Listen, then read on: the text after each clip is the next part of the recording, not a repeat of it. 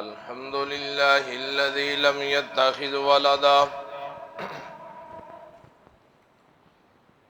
ولم يكن له شريك في الملك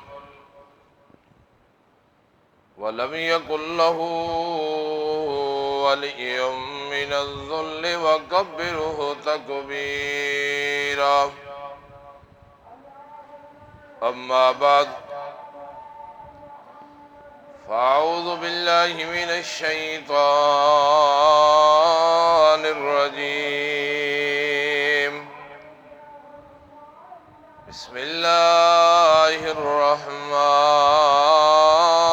الرحيم.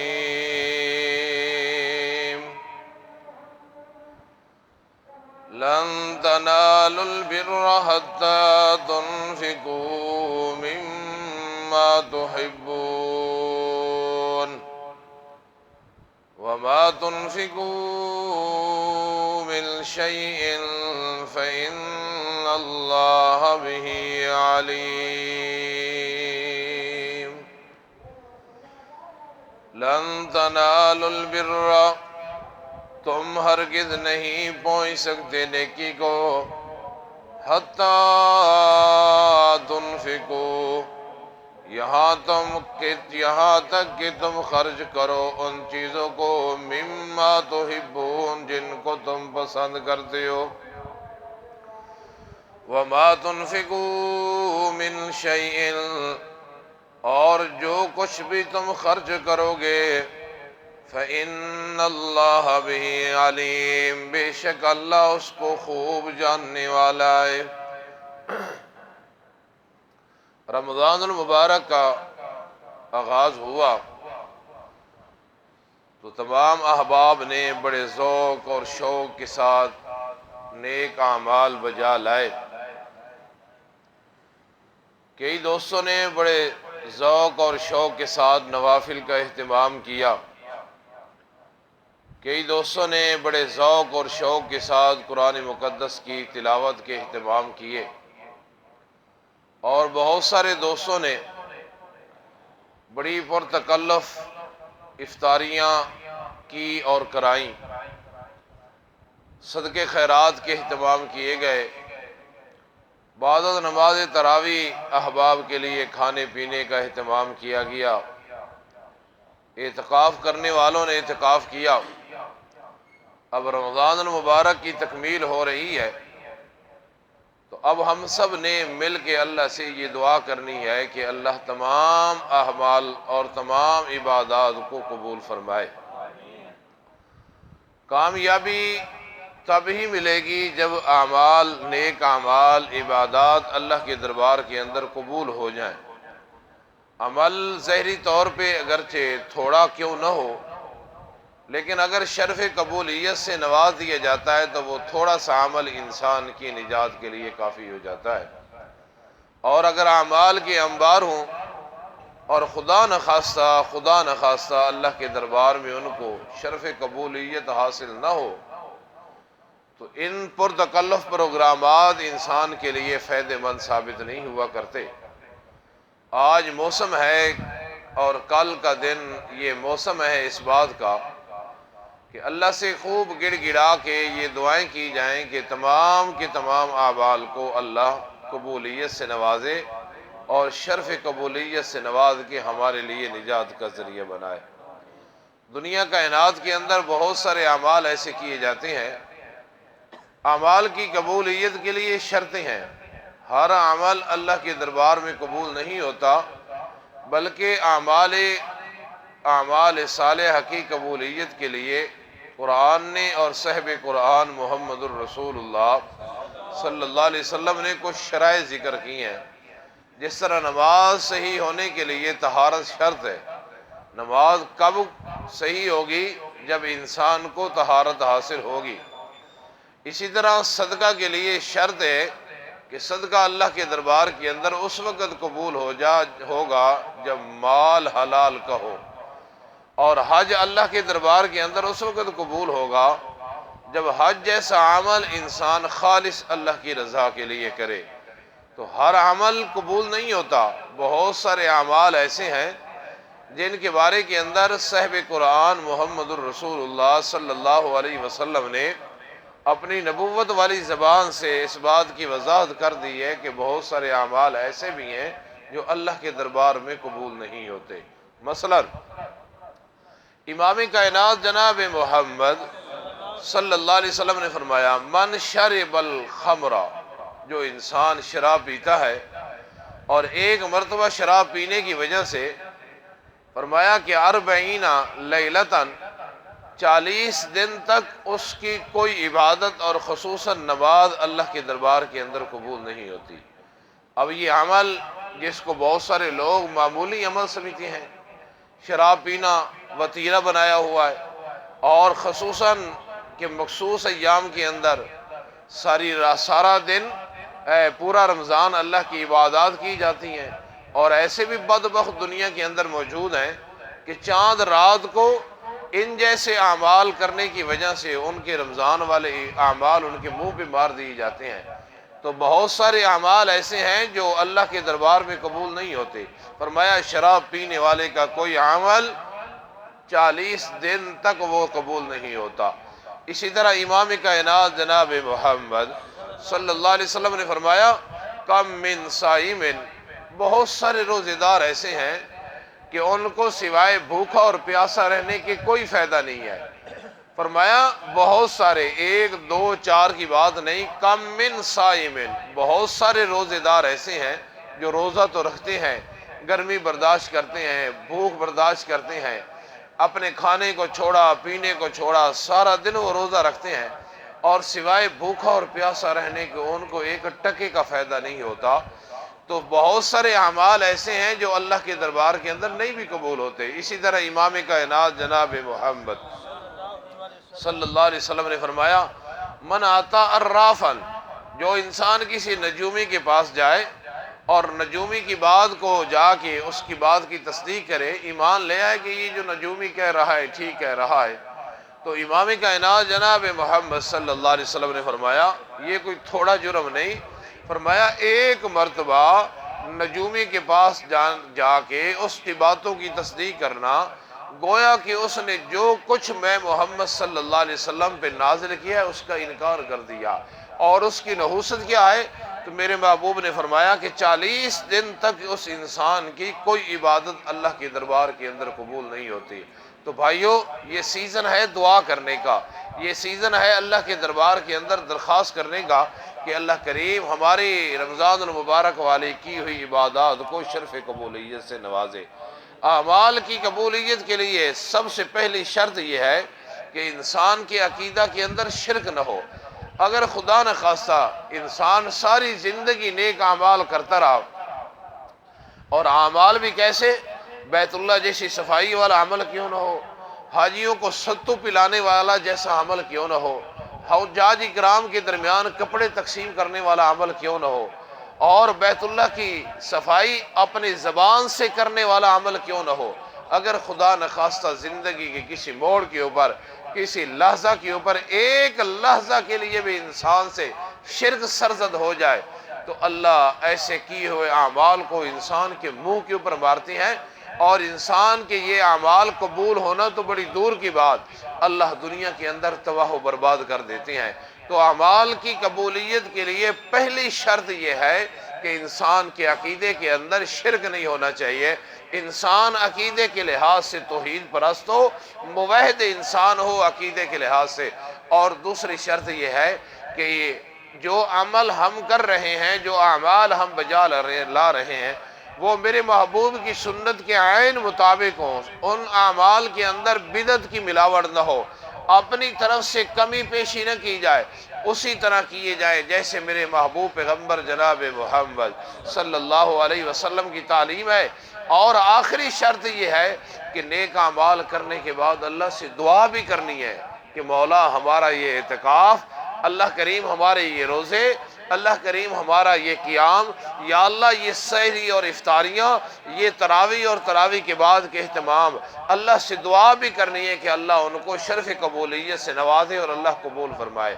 انبیاء کرام علیہ الصلوۃ والسلام کی دعائیں قرآن مقدس کے اندر ذکر ہیں اور اعمال بھی ذکر ہیں۔ اللہ کے نبی جب بھی نیک اعمال کیا کرتے تھے، انبیاء سے شرک کا تو تصور بھی نہیں پیدا ہوتا، بدعت کا تو تصور بھی نہیں پیدا ہوتا۔ انبیاء جب بھی نیک اعمال کیا کرتے تھے تو آخر میں دعا کرتے تھے، مولا ہمارے اس عمل کو قبول فرما۔ ابراہیم علیہ السلام بیت اللہ کی تعمیر کر رہے ہیں، جب تعمیر مکمل ہوئی تو فرمایا ربنا تقبل، مولا ہماری اس محنت کو، ہماری اس عبادت کو قبول فرما۔ سیدہ مریم کی والدہ منت مان رہی ہیں اور منت ماننے کے بعد کیا کہتی ہیں؟ تقبل منی، اللہ میری اس محنت کو، میری اس منت کو قبول فرما۔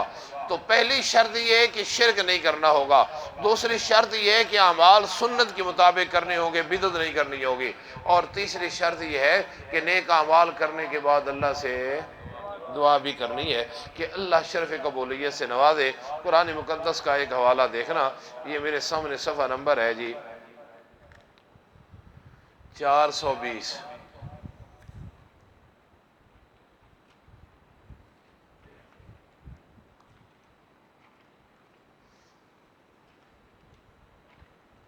سورۃ زمر ہے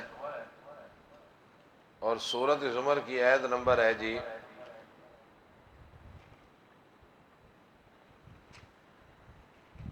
65۔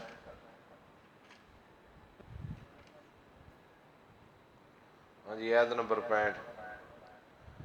اللہ کریم اعلان فرماتے ہیں وَلَقَدْ، وَلَقَدْ کا معنی اور البتہ تحقیق، پکی بات، وَلَقَدْ أُوحِيَ إِلَيْكَ وَإِلَى الَّذِينَ مِن قَبْلِكَ، اے میرے محبوب پیغمبر جناب محمد صلی اللہ علیہ وسلم، وَلَقَدْ البتہ تحقیق، اوحی الیکا ہم وحی کر رہے ہیں آپ کی طرف، وَإِلَى الَّذِينَ مِن قَبْلِكَ، اور ہم نے آپ سے پہلے لوگوں کے لیے بھی وحی کی تھی، آپ سے پہلے جتنے پیغمبر بھی گزرے یہ پیغام، یہ میسج ہم نے ان اپنے پیغمبروں کو بھی دیا تھا۔ او میرے انبیاء کرام کی جماعت، او میرے محبوب انبیاء کرام کی جماعت سن لو، اے میرے محبوب پیغمبر تم بھی سن لو، تم سے پہلے پیغمبروں کو بھی ہم نے یہ کہا تھا۔ کیا مسئلہ؟ فرمایا لَإِنْ أَشْرَكْتَ لَيَحْبَطَنَّ عَمَلُكَ، اے میرے محبوب پیغمبر جناب محمد صلی اللہ علیہ وسلم، خدا نہ خواستہ آپ سے بھی شرک سرزد ہو جائے میرے محبوب پیغمبر، لَإِنْ أَشْرَكْتَ، اگر آپ سے بھی شرک سرزد ہو جائے، لَيَحْبَطَنَّ عَمَلُكَ، تو میں اللہ آپ کے اعمال بھی نیک اعمال برباد کر دوں گا۔ یہ امام کائنات جناب محمد صلی اللہ علیہ وسلم کو کہا جا رہا ہے۔ آپ تفسیریں اٹھائیں، مفسرین یہاں کے کانپ جاتے ہیں، کلمیں رک جاتی ہیں مفسرین کے، اور سوچنے پہ مجبور ہو جاتے ہیں کہ کائنات کے لوگوں، اللہ اپنے محبوب پیغمبر جناب محمد صلی اللہ علیہ وسلم کو یہ کہہ رہے ہیں، میری کیا حیثیت ہے، آپ کی کیا حیثیت ہے، ساری کائنات کی، امام کائنات کے مقابلے کے اندر کوئی حیثیت نہیں ہے۔ اللہ اپنے محبوب کو کہہ رہے ہیں، اور کیا کہہ رہے ہیں؟ وَلَقَدْ أُوحِيَ، اور البتہ تحقیق، اوحیہ ہم نے وحی کی ہے، الیک آپ کی طرف، وَإِلَى الَّذِينَ، اور ان لوگوں کی طرف، من قبلک جو آپ سے پہلے تھے، لَإِنْ أَشْرَكْتَ، اگر آپ سے بھی شرک سرزد ہو جائے، لَيَحْبَطَنَّ عَمَلُكَ، تو میں اللہ آپ کے نیک اعمال کو بھی برباد کر دوں گا۔ اللہ اللہ اللہ۔ آپ اندازہ لگائیں، حالانکہ پیغمبر سے شرک سرزد نہیں ہوتا، میرے محبوب سے یہ تصور بھی نہیں کیا جا سکتا کہ امام کائنات جناب محمد صلی اللہ علیہ وسلم سے شرک سرزد ہو۔ اللہ بتلانا چاہتے ہیں او امت محمد صلی اللہ علیہ وسلم کے لوگوں، یہ تمہارے لیے فکر کا مقام ہے، تمہارے لیے غور کا مقام ہے۔ میرا محبوب پیغمبر ہے، ساری کائنات کا امام پیغمبر ہے، ساری کائنات کا سردار پیغمبر ہے۔ میں اللہ اپنے محبوب کو بھی یہ کہہ رہا ہوں کہ میرے محبوب اگر آپ سے بھی شرک سرزد ہوگا تو میں اللہ آپ کے بھی نیک اعمال برباد کر دوں گا۔ اور پنجابی کی مثال ہے، کہاوت ہے، کہاں دھینوں تے سناواں نو نو۔ اللہ کہہ تو اپنے محبوب کو رہے ہیں، لیکن اصلاح میری اور آپ کی جا رہی ہے۔ کہ دیکھ لو اگر میرے محبوب پیغمبر سے بھی شرک سرزد ہوتا تو میں اللہ اس کے بھی نیک اعمال برباد کر دیتا۔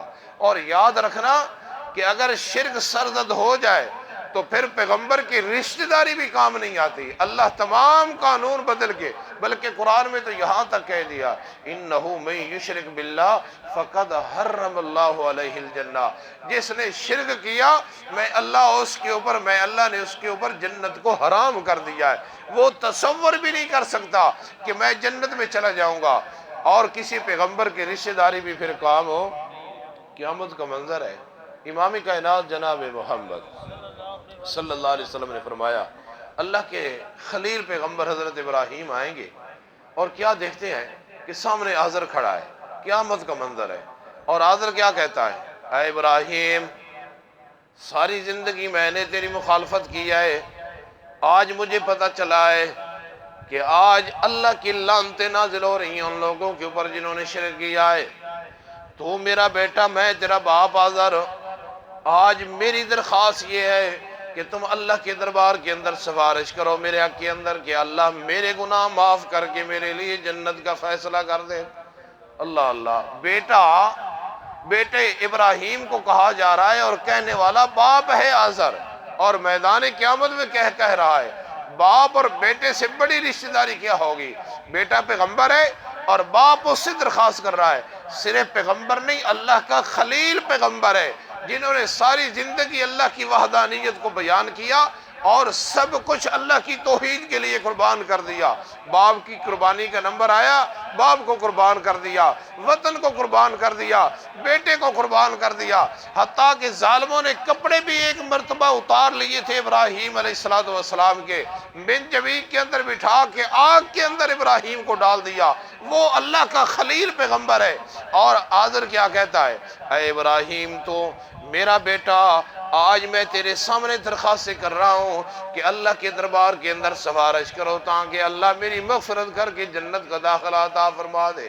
امام کائنات جناب محمد صلی اللہ علیہ وسلم نے فرمایا اللہ کے خلیل پیغمبر کہیں گے رب لا تحزنی یوم یبعثون، اللہ آج کے دن میں ابراہیم کو پریشان نہ کرنا، میری آنکھوں کے سامنے میرے والد آزر کو گھسیٹ کے جہنم کے اندر ڈالا جائے، اس سے بڑی پریشانی میں ابراہیم کے لیے کیا ہوگی؟ رب لا تحزنی یوم یبعثون، اللہ قیامت کے دن میں ابراہیم کو پریشان نہ کرنا۔ اللہ کے پیارے پیغمبر جناب محمد صلی اللہ علیہ وسلم نے فرمایا اللہ جنت کے دروازوں کو کھول کے اپنے ابراہیم پیغمبر کے سامنے جنت کو کریں گے، اور ابراہیم کو کہا جائے گا انظر وراک، او میرے خلیل یہ سامنے دیکھو نا، یہ بلڈنگیں، یہ محلات، یہ ہیرو غلمان، یہ عطر و پھلیل، سب کوئی دیکھو نا۔ اللہ کے پیارے پیغمبر ابراہیم جنت کی طرف دیکھنا شروع کر دیں گے۔ تھوڑی دیر کے بعد اللہ کی طرف سے حکم ہوگا ابراہیم ذرا دیکھو نا اپنے پاؤں کے اندر۔ اللہ کے خلیل ابراہیم پیغمبر دیکھیں گے تو وہاں آزر نظر نہیں آئے گا، ایک بجو کھڑا ہوگا جو ابراہیم کے تلووں کو چاٹ رہا ہوگا۔ اللہ کے خلیل ابراہیم کہیں گے یا اللہ یہاں تو میرا والد تھا، آج میرا والد نظر نہیں آ رہا، یہ تو بجو ہے۔ اللہ کریم فرمائیں گے ابراہیم میں نے دنیا کے اندر بھی اعلان کیا تھا جس انسان نے شرک کر لیا، جس انسان سے شرک سرزد ہو گیا، میں اللہ نے اس کے اوپر جنت کو حرام کر دیا ہے۔ یہی تیرا والد تھا جس کی شکل کو آج ہم نے بجو کے اندر تبدیل کر دیا ہے، اور میں اللہ کا یہ فیصلہ ٹال ثابت ہو گیا ہے کہ جو پیغمبر کا رشتہ دار بھی کیوں نہ ہو اگر شرک کرے گا تو میں اللہ اس کو بجو بنا کے جہنم کے اندر تک ڈال دوں گا، تو کبھی جنت کی ہوا بھی نہیں سونگ سکے گا۔ اللہ اللہ، بڑا نازک مقام ہے بھائیو، بڑا نازک مسئلہ ہے۔ بجو کیوں بنایا؟ اور اب جہنم میں گھسیٹ کے ڈالا جائے گا نا تو کوئی یہ نہیں کہے گا کہ آزر کو لے جایا جا رہا ہے، سب یہ کہیں گے کوئی جانور ڈالا جا رہا ہے۔ اللہ نے جو فیصلہ سنایا تھا وہ کر کے دکھایا ہے۔ اللہ اکبر۔ اس لیے سب سے پہلی شرط یہ ہے کہ انسان کا عمل اس وقت قبول ہوتا ہے جب انسان کے عمل کے اندر شرک ہو نہ ہو۔ اس لیے اللہ یہاں بھی فرماتے ہیں وَلَقَدْ أُوحِيَ إِلَيْكَ، اور البتہ تحقیق ہم نے وحی کیا آپ کی طرف، وَإِلَى الَّذِينَ مِن قَبْلِكَ، اور ان لوگوں کی طرف بھی ہم نے وحی کی من قبل کا جو آپ سے پہلے تھے. کون سی وحی کی؟ لَإِنْ أَشْرَكْتَ، اگر آپ نے شرک کیا، لَيَحْبَطَنَّ عَمَلُكَ، میں اللہ آپ کے بھی نیک اعمال برباد کر دوں گا. وَلَتَكُونَنَّ مِنَ الْخَاسِرِينَ. توجہ ہے میرے محبوب، اگر تم سے بھی شرک سرزد ہو گیا پھر میرے اور تیرے پیار بھی باقی نہیں رہے گا، میری دی ہوئی نبوت بھی کام نہیں آئے گی، امام الانبیاء بنانا بھی کام نہیں آئے گا، ساری کائنات کا سردار بنانا بھی کام نہیں آئے گا. اے میرے محبوب پیغمبر، وَلَا تَكُونَنَّ مِنَ الْخَاسِرِينَ، تم ہو جاؤ گے خسارہ پانے والوں میں سے. اللہ بتلانا چاہتے ہیں اے امت محمد صلی اللہ علیہ وسلم کے لوگوں، میرا محبوب پیغمبر ہے، ساری کائنات کا سردار پیغمبر ہے، ساری کائنات سے اعلیٰ پیغمبر ہے، ساری کائنات کا دلہا پیغمبر ہے. میں اللہ اپنے محبوب کو بھی کہہ رہا ہوں کہ اگر تم نے بھی شرک کیا تو میں اللہ تمہارے اعمال کو بھی برباد کر دوں گا. اور امت محمد صلی اللہ علیہ وسلم کے لوگوں، اگر چاہتے ہو کہ ہماری رمضان کے اندر کی ہوئی عبادت قبول ہو، ہمارے رکھے ہوئے روزے قبول ہو، ہماری کی ہوئی افطاریاں کی اور کرائی ہوئی افطاریاں قبول ہو، رات کا قیام قبول ہو، اشراق اور دیگر عبادات قبول ہو، کیا ہوا اعتکاف اللہ کے دربار کے اندر قبول ہو، پڑھی ہوئی نماز تراویح قبول ہو، تو اس کے لیے سب سے پہلی شرط یہ ہے کہ اپنے عقیدے کو شرک سے بچا لو. جب عقیدے کے اندر شرک آ جائے گا تو بڑے سے بڑا عمل بھی اللہ انسان کا ضائع اور برباد فرما دیتے ہیں. اللہ اللہ. دوسری شرط یہ ہے کہ انسان کے عقیدے کے اندر بدعت نہ ہو. بدعت کیا ہے؟ کہ محبوب پیغمبر صلی اللہ علیہ وسلم کے عمل کے اندر، میرے محبوب کی سنت کے اندر ملاوٹ کرنا. آپ نے اپنی نماز پڑھنی ہے، 2 سنتیں آپ نے پڑھنی ہے.